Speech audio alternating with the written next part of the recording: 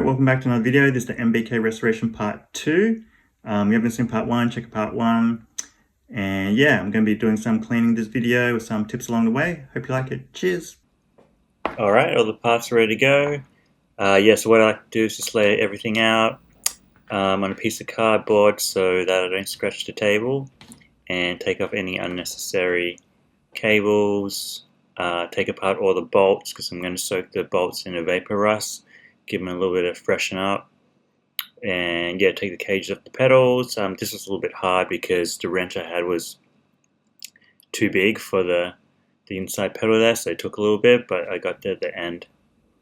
And the next thing I do is I like to brush off all the extra dirt and debris with like a nylon brush. Just get as much as you can off it, wipe off any extra grease that might be on the parts, just because when you wash it, you don't want that stuff going all into your drain. And here's a little strainer from Daiso, kind of like a Japanese small goods store. But yeah, I find that this strainer works real well for kind of keeping all the bolts together and not losing anything when you're washing them or putting them in evaporust. Here, just fixing up the shifters. So yeah, shifters were pretty kind of tight from last video, but what you can do is usually spray a little bit of WD-40 in there, just work the WD-40 around, and it should loosen up the old grease in there, and that seemed to do the trick pretty well. So yeah, sometimes you don't have to take the whole shifter apart. You can kind of just do this and it should free it up. If it is stuck, then yeah, you got to take the shifter apart. A little spring on the barrel adjuster, be careful of that when you're taking that apart, it might pop out. You can see a little grease in that barrel adjuster there. Same thing with the other shifter. I just spray in the gaps where you can see gaps, and then just move the lever around. It should free up that old grease. Here, taking off the bolts, and yeah, barrel adjuster again, taking what I can off. Anything that has rust, I'm going to want to soak in evaporust. Front mech there. Bolts off the stem. Just wipe off any extra grease. Yeah, not too much to it. So next thing what we want to do is I just fill up warm water with some detergent, just dishwashing detergent, and then yeah, you just got to scrub away. Nothing too crazy here. Sometimes I use a wire brush, sometimes I use a little bit more detergent, but basically what you want to do is kind of just wash all the parts, get rid of all the grease, give them a freshen up. It's probably takes a little while, but yeah, I think it's worth it once you have all the parts clean. But yeah, this is in a fast forward, so made it a little bit easier. And the next thing I'm going to do is, this is evaporust. I'm going to soak all the parts with rust in evaporust. If you have never used evaporust, basically it's a rust remover, and it's kind of friendly to your hands and to the environment, and it works really well, so that's kind of why I like it.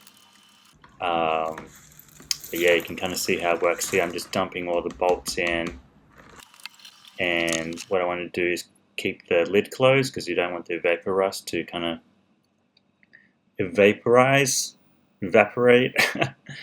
But yeah, here, I noticed cleaning up the other parts that there was this little egg thing. I don't know if it's egg, but you can see some larvae kind of in that hole, and kind of grossed me out a little bit. So if this is gross, you can turn away for 10 seconds or something. But yeah, I was kind of like grossed out by this. Trying to get it out with a small Allen key. Just didn't know what it was in there. But yeah, you can see right here. Yeah, it ended up being like a bug in there. It's pretty gross. But yeah, got that out nice and clean. Clean up all the chain rings. Here, a little tip: if your stickers are peeling apart, what I like to do is get a little bit of super glue and just put a drop on it. I don't know if you can see on the video, but the little corner was coming up, and I just put one drop in of super glue in the corner underneath and just glue it back down, and it should it should last you a while. It shouldn't really come back up. But yeah, here is the evaporust the next day. So I soaked it for 24 hours, and yeah, you can see all the rust is gone. Usually, sometimes it leaves like a black film on it, but you got to wash all the parts after you soak it anyway. So, or yeah, just rinse it off with water. But yeah, you can see all the rust is gone. You can see the front derailleur had little rust spots on the cage there, but yeah, it all came off. Doesn't hurt plastic or anything, so it's good with these kind of metal and plastic parts. But yeah, you can see on the cage it was really rusted. But yeah, all came off. So one thing you have to do after you soak everything in vapor rust is you got to protect it again. So after this, I basically washed everything off in the sink, rinsed it with warm water, and then dried it off. And then now I'm spraying it with WD-40 because WD-40 leaves kind of a thin film on there, which will stop it from flash rusting. And then I leave the WD-40 on there for maybe like 20 minutes to an hour, and then I just clean off the parts afterwards. And yeah, this is all the parts laid out, all clean, pretty much ready to go. I think it's looking pretty good. So yeah, the next thing I want to do is clean up the bars and stem because they were really scratched up. So I got this paint stripper from Mitre 10 Diggers. Never used paint stripper before, but yeah, I think there's a good chance to try it. Also with the stem and the cockpit, you can see it's pretty scratched up, and I knew it would kind of annoy the hell out of me when I'm riding. Yeah, some scratches and stuff look cool. Other times, yes, it's a little bit too much. So I kind of want to freshen this up. So yeah, in the parallel universe, it just so happens that another MBK was restored just recently by the OG Red Dread mountain bike. I'll link his MBK in the description. But yeah, you should check it out. It's pretty cool. But yeah, I mentioned his channel because he likes to keep his parts OG. So hopefully he's not cringing right now watching me strip these parts. But yeah, maybe once I'm done with the bikes, we can have a little comparison or something. But yeah, check it out. It's pretty cool. So yeah, stripping the paint. Basically, you just brush it on with the brush and wait for it to bubble, and then the paint should come off pretty easily. Yeah, the thicker you apply the stripper, the easier it's going to be because it just works a little bit harder. And yeah, just make sure you wear protection, make sure your area is all clean, make sure you wear a respirator so you don't breathe in all those nasty fumes because it is poisonous. So yeah, next thing I want to do is freshen up the cranks and the seat posts, all those silver bits there with a little bit of a wet and dry 600. Hopefully Red Dread's not cringing again. But yeah, sometimes I think like doing this makes the wear more even. So what I'm doing, I'm just giving it a light once over. I'm not trying to get rid of all the deep scratches. I'm still leaving the character in there, but what I am doing is making all the parts more consistent on the bike itself. So once you put them all on, it looks a little bit more cohesive. That's something I like to do, but yeah, I know some people might not want to do that. So yeah, up to you if you want to do it.